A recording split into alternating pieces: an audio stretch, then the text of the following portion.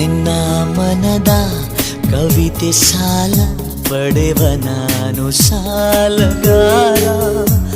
ಕನ್ನ ಕೊರೆದು ದೋಚಿಕೊಂಡ ನನಬುಗಳಿಗೆ ಪಾಲುದಾರ. ನನ್ನ ದೀವೇದರೆ ನಿನಗೆ ನಾನೀಡೆನು. ಹೇಳಿ ಕೇಳಿ ಮೊದಲೇ ಚೂರು ಕಳ್ಳ ನಾನು.